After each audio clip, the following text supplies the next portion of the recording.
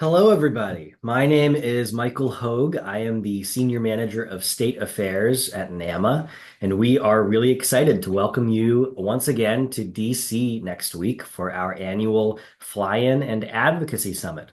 This is going to be a brief video about the key things to know before you arrive. So what should you bring? What should you not bring to the Capitol and to Nationals Park for the baseball game? So we'll jump right in and talk a little bit about the schedule and what to expect and what to take with you. So here we go. Looking at the schedule on Wednesday, June 11th. Now, this is a little earlier in the year and it's on a Wednesday instead of a typical Tuesday because we are sponsoring the congressional baseball game this year. I'll talk more about that in a second. But we are going to be at the Westin DC downtown. Now, there are several Westins there in DC, so please make sure you go to the right one. It is the Westin DC downtown on 9th Street.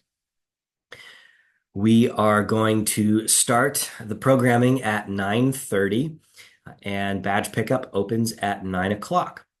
So we are excited to see you at the Westin on Wednesday. Then we have some great panels and speakers lined up for you on Wednesday during the Advocacy Summit portion of the event. We're going to talk in the morning about SNAP, how to apply to the SNAP program to be SNAP retailers, pitfalls to avoid, and why convenience services operators should care about the SNAP program. Then at 11 o'clock, we are going to have Nathan Gonzalez talk about the political landscape of the day, looking at some of the ramifications of the last couple elections, looking at the next couple election cycles upcoming.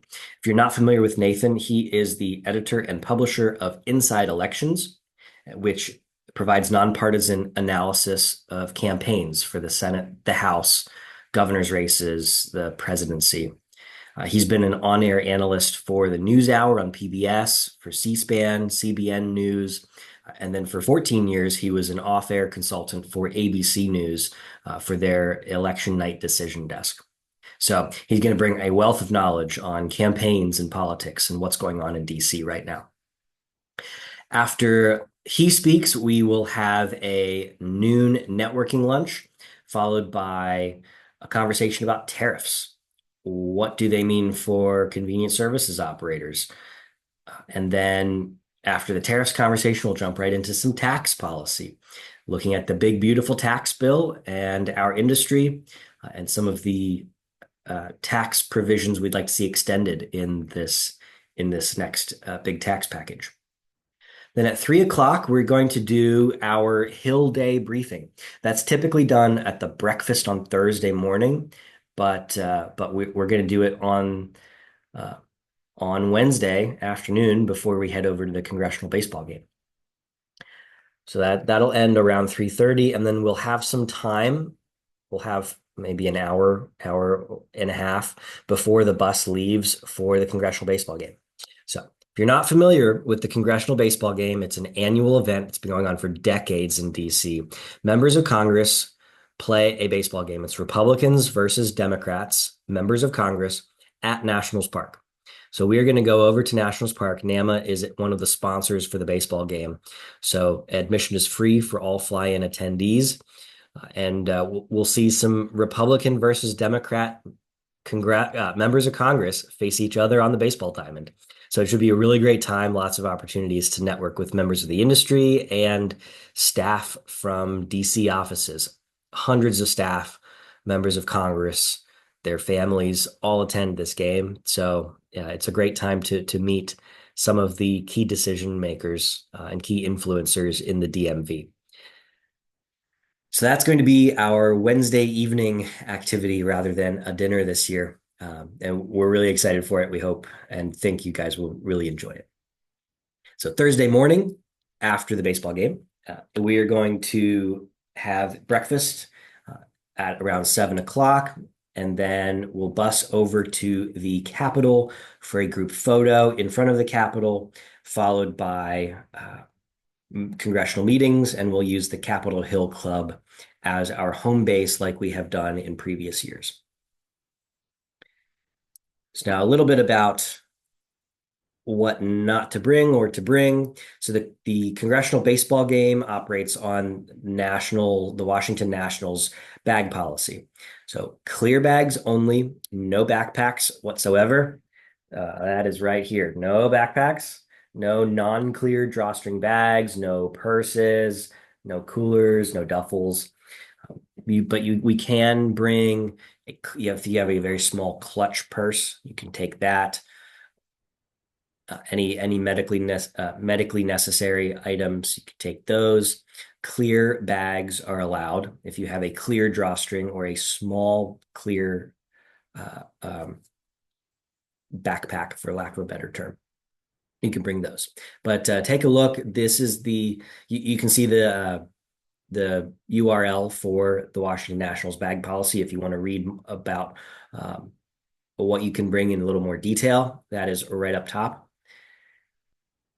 Then the next day at the Capitol, it's actually a little less restrictive. It's just basically what you can take into TSA, you can take into the Capitol. So you're allowed to bring bottles of, I should say, Capitol office buildings. You're allowed to bring bottles of water, snacks, umbrellas, check the weather just to make sure we are on track for a wonderful, wonderful couple days. Pretty hot, but otherwise good weather. But you might want an umbrella if that changes in the next few days. You're allowed to bring in a backpack. You're allowed to bring in basically whatever you need for the day. Just keep in mind, if it's not getting through TSA, it's definitely not getting into the Capitol. At Capitol office buildings, I should say. If you decide to go to the Capitol building itself in between meetings or in the late afternoon after your meetings end, the Capitol building itself is a little more restrictive. There is no food or drink whatsoever allowed into the Capitol building. So I would just leave your things at the Capitol Hill Club and walk over to the Capitol to see it, and then pick your stuff up when you're finished in the Capitol building. But none of our meetings will be in the Capitol building itself. They take place in the House office buildings and the Senate office buildings. So you can bring, food, drinks if you don't want to use the cafeteria or the vending machines within the Capitol complex.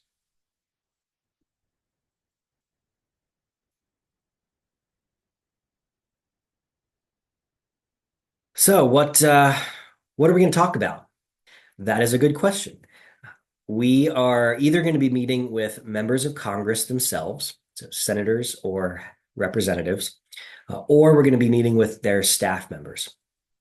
If your member is unable to meet with you in person, he or she will send their staff to meet with you, and that's great too. That it doesn't matter which of their staff members are meeting with you. It's the staff members they're the ones who are actually reading these policies, writing the bills, and advising their members on how to vote, items to support or oppose. So whatever ear you get from that office is the right ear. So treat them just as you would the member. Be respectful and assume they know very little about the industry, because they probably know very little about the industry. Members of Congress have their expertise in whatever they did previously before becoming a member of Congress, whether that be a doctor or a lawyer or an engineer or anything else.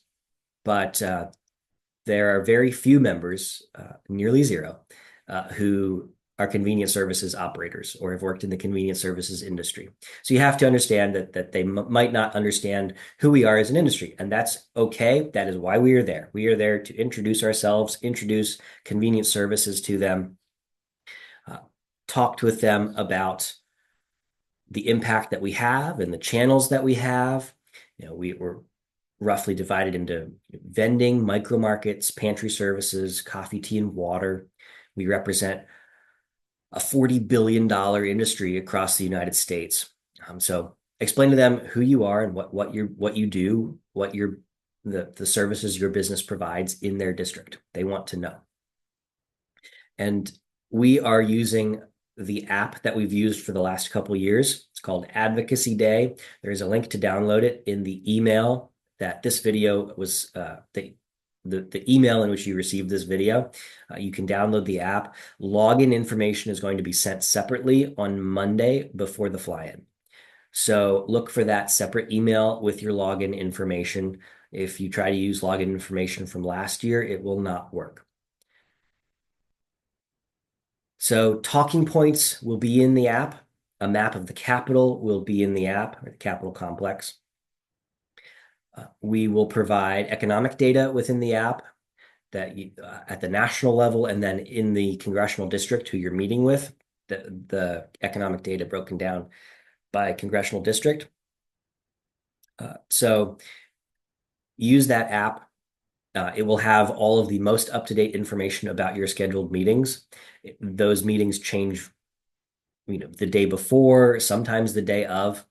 So use that app as your resource and guide throughout the day to make sure that you're getting to the right office at the right time, and that you know what to say.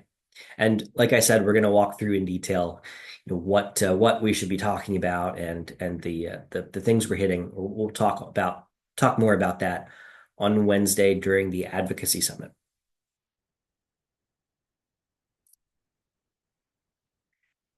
But I will cover briefly what we are talking about on with members of Congress.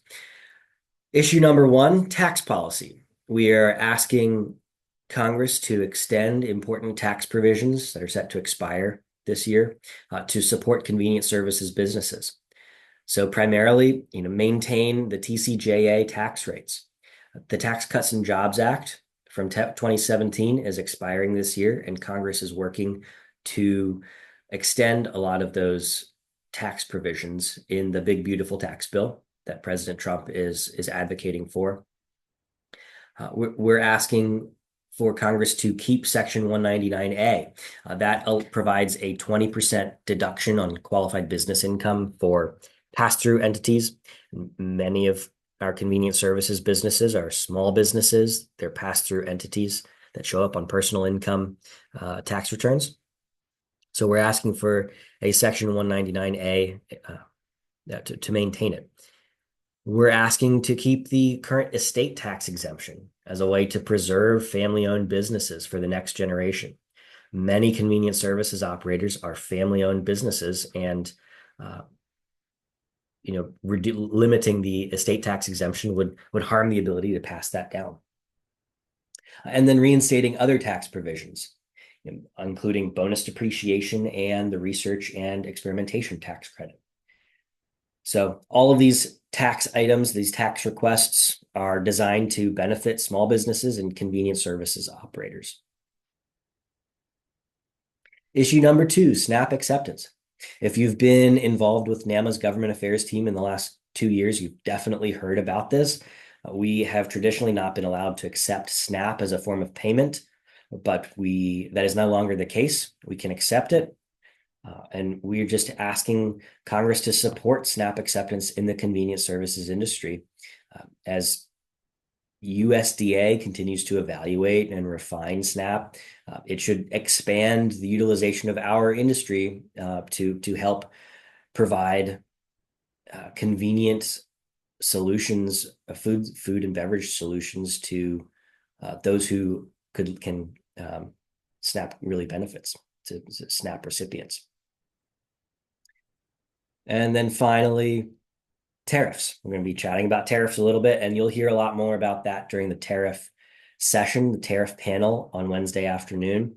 But we're asking Congress to support balanced trade policies that create a vibrant business environment across the United States.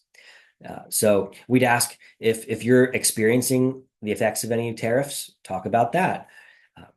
Highlight that with all of the coffee that we offer, 99% of coffee beans consumed in the United States are imported, and because we don't have viable domestic production or means of production in the United States to produce coffee at the level that the United States drinks coffee. So any tariffs affecting coffee producing countries we're going to see their effects. So keep tariffs in mind when you're chatting with your members' offices. It's a hot button issue in DC right now for sure. and members of Congress will be interested in hearing if and how they're affecting you in any way, or if and how new tariffs could affect you. And then finally, members love to know the impact that we have in their districts. So when you're meeting with your members of Congress or their staff, highlight your business. If you're involved in the community, if you sponsor a 5K, if whatever you might do in the community, highlight the impact that you provide and the jobs you provide. In the app, it'll show the congressional district breakdown of the economic impact of the industry. So you can look if you're talking with Maryland House District 2, you can see all of the details for that House district, for the economic impact that our industry offers to that member's district. And then, of course, you can highlight the national numbers. We are a $40 billion industry in the United States. We employ over 165,000 people. We pay over $11 billion in wages. So we're a major industry that your member of Congress might not be aware of. And then finally, as you're talking with them, ask the member of Congress or the staffer about their legislative priorities and see if there's overlap with you or your business, or how NAMA can be an ally for them. Offer a site visit. If the conversation goes well, invite that member to your district to see your warehouse or meet with your employees. It's a great photo opportunity for them, but really it's a great opportunity for us to show them the jobs we bring to their district, the impact we have, and a little more behind the scenes technical aspect of how we operate as an industry. It allows them to ask questions of you, and for you to build a relationship with your member, so that when the NAMA government affairs team needs to call that member, or you need to call that member for something in the future, they know who you are, and they'll be more likely to pick up the phone or to assist with whatever issue you're dealing with. So always thank them. Remember to thank them for the meeting. Ask for a picture, especially if it's a member of Congress or a senator.